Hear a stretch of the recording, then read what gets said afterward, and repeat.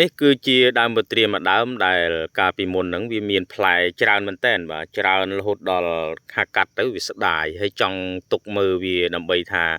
តើវាអាចបានផ្លែច្រើនកាន់កម្រិតណាអញ្ចឹងណាប៉ុន្តែលទ្ធផលនៃការទុកយូរទៅបាទដើមវាសឹងថានឹងងាប់បាទដើមវាបាទអត់មានការលូតលាស់ទេហើយពណ៌លឿងហំដាក់ជីយ៉ាងណាទៅវាអត់សូវឡើងទេដោយសារតែវាផ្លែច្រើនពេករហូតដល់ទុនមែកតែខ្ញុំធ្លាប់បានថតកាលមុនណាបាទហើយខ្ញុំថាអត់កាត់ចោលទេទុកវា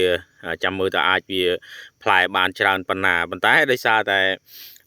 ទុកច្រើនពេកទៅដើមលែងលូតលាស់បណ្ដោយលូតលាស់ទៅក៏សម្រាប់ចិត្តថានឹងកាត់ចោលប្រហែលមួយអាទិត្យជាងហើយបាទអញ្ចឹងវាបានលាស់ជាមួយនឹងកំពង់ថ្មីឃើញថាលាស់ល្អមែនតើបាទហ្នឹងហើយប៉ុន្តែពេលដែលកាត់ហ្នឹងខ្ញុំក៏បានយកមែកពូជផ្សេងហ្នឹងយកមកតដែរបាទមួយអាទិត្យហើយបាទចាប់ផ្ដើមដុះហើយអញ្ចឹងកន្លែងនេះប្រហែលជាយើងនឹងទុកឲ្យវាលូតទាំងតត្រួយនេះជាមួយនឹងអានេះបាទហើយបើសិនណាមួយណាដែលល្អជាងយើងក៏សម្រេចចិត្តកាត់ចោលទៅបើសិនជាដើមវានេះវាល្អជាងអញ្ចឹងទៅអាចជាកាត់អានេះចោលឬក៏អានេះវាអាចជាដុះមកល្អដែរក៏យើងទុកមើលវាទាំងពីរអញ្ចឹងណាបាទដើម្បីអីដើម្បីជ្រើសរើសថាតើ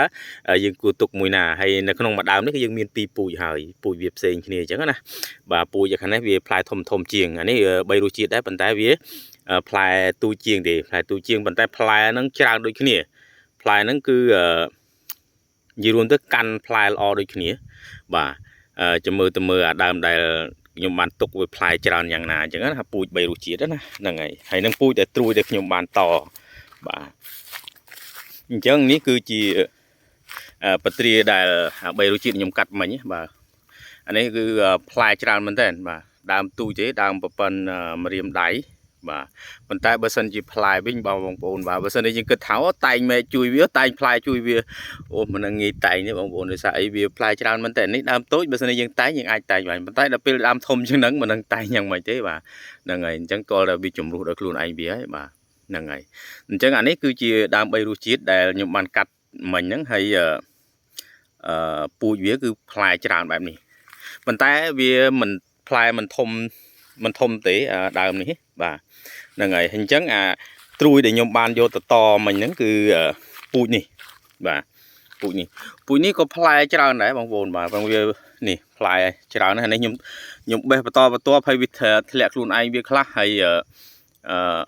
ខ្ញុំសុកចិត្តកាត់ត្រួយវាត្រួយចុងនេះខ្ញុំកាត់ចេញដើម្បីអីបើសិនវាលូតមកទៀតផ្កាមកទៀតផ្លែទៀតអញ្ចឹងធ្វើឲ្យមែកហ្នឹងគឺផ្លែអាចជាច្រើនអញ្ចឹងយើងជួយដើមវាសិនដើមវាអត់សូវលូតទេដោយសារតែវាផ្លែច្រើនពេកហើយយើងបានកាត់ចោលច្រើនហើយបាទយើងបានកាត់ចោលច្រើនហ្នឹងហើយឥឡូវវាក៏រីកផ្លែធំដែរហើយប៉ុន្តែខ្ញុំព្យាយាមតែងវាច្រើនដែរប៉ុន្តែនៅតែឃើញថាវានឹងមានផ្លែកាន់បន្តអញ្ចឹងណាបាទខ្ញុំបានកាត់ចុងចោលបើសិនជាវាដុះមកទៀតវានឹងមានផ្លែមកទៀតដូចនេះអញ្ចឹងវាលូតមកពឹបនេះវាចាប់ផ្ដើមមករហូតបាទហ្នឹងហើយអញ្ចឹងយើងកាត់ចុងត្រួយវាចេញដើម្បីឲ្យវាកាន់ផ្លែអញ្ចឹងណាបាទហ្នឹងហើយអានេះខ្ញុំបានតែងអញ្ចឹងវាចាប់ផ្ដើមមានផ្លែមានអីហើយបាទហើយអាមួយដើមនេះច្រើនមែនតើផ្លែបើនិយាយរឿងផ្លែវិញមិនបាច់ទេបាទហ្នឹងហើយវាក៏ចម្រុះខ្លួនឯងវាខ្លះដូចនិយាយអីតាមពិតវាអត់មានអីចុចទេប៉ុន្តែវាគេហៅថាជំរុះដោយខ្លួនឯងវាបាទនេះវាផ្លែច្រើនពេកអញ្ចឹងទៅហើយម្ដងទូចមួយនេះមើលវាខ្ញុំបេះចោលច្រើនហើយប៉ុន្តែនៅសល់កាន់5គ្រាប់ទៀតបាទអានេះអីល្មែងបាទហ្នឹងហើយអញ្ចឹងលូតឡើងទៅលើដល់ប៉ុណ្ណាបើមានឃើញទេផ្លែមករហូតបាទត្រួយអត់សូវលូតប្រហែលទេត្រួយស្គមមកដែរដោយសារតែវាផ្លែច្រើនពេកបាទហ្នឹងហើយតាមពិតកន្លែងនេះយើងគួរតែកាត់ចោលថែដងដើមវាឲ្យធំសិនបាទ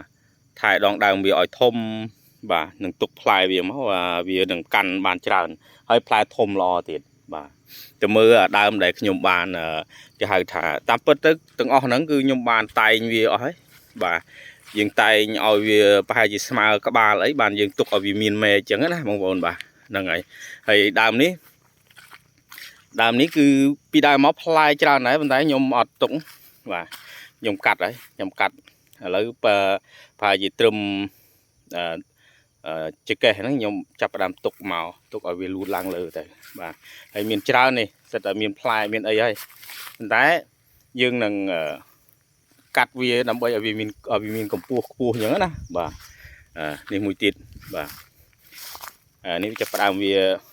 ខ្ពស់ហើយយើងក៏បានប្រឡែងវាដើម្បីឲ្យវាមានផ្លែមានអីអញ្ចឹងយើងចាប់ផ្ដើមកាន់ក្តឹបមកច្រើនហើយនេះបាទហើយដើមប៉ុណ្ណឹងកម្ពស់ប៉ុណ្ណឹងយើងអាចទុកឲ្យវាមានផ្លែហើយបាទកាលមុនវាទូចពេកដល់ពេលទូចពេកប៉ុណ្ណេះក៏តាមពិតយើងត្រូវតែតែងវាខ្លះដែរតែងផ្លែវាខ្លះដែរដើម្បីកុំឲ្យវាផ្លែច្រើនពេកបាទនេះវាសមរម្យនឹងអាចទទួលយកថានឹងផ្លែបានហើយបាទដោយដើមនេះឯងកាលមុនផ្លែច្រើនមែនតើ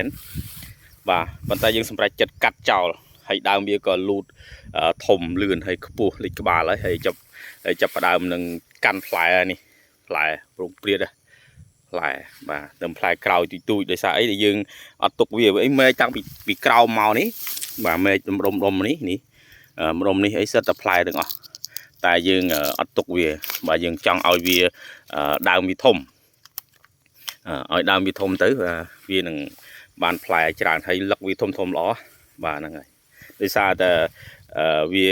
មិនមានផ្លែពីតូចអញ្ចឹងការលូតលាស់របស់វានឹងលឿនអញ្ចឹងដើមខាងនោះមិញហ្នឹងគឺដោយសារតែយើងទុកផ្លែច្រើនអញ្ចឹងអត់សូវលូតលាស់ឲ្យដើមបាទហ្នឹងហើយយូររួមទៅចន្លោះនេះគឺតាមពិតសិតតែមានពទ្រាទាំងអស់ប៉ុន្តែគាត់ថាយើងអត់ទាន់បានតត្រួយអញ្ចឹងកន្លែងណាល្មមតយើងតបដាអញ្ចឹងទៅបាទហ្នឹងហើយបាទហ្នឹងហើយបើសិនជាយើងចង់បានដងដើមវាល្អលុះត្រាតែយើងកុំទុកផ្លែវាច្រើនបងប្អូនបាទអានេះវានៅបានខ្លះហ្នឹងនិយាយទៅទុកដូចជានេះទៅតាមពិតទៅយើងមិនគួរទុកដែរទេប៉ុន្តែគាត់ថាវាមិនតិចតួចដែរដើមកងែងកងប៉ុន្តែយើងព្យាយាមដោតគោលចងអោបវាឡើងលើបាទប៉ុណ្ណេះយើងប្រឡែងវាបាទមកផុតក្បាលយើងក្តិចត្រួយវាចោលទៅដើម្បីឲ្យវាមានមែកខាងហ្នឹងរីកហើយនឹងមានការផ្លែអញ្ចឹងណាបាទអរគុណច្រើនបងប្អូនដែលចូលចិត្តវិស័យកសិកម្មបាទអរគុណ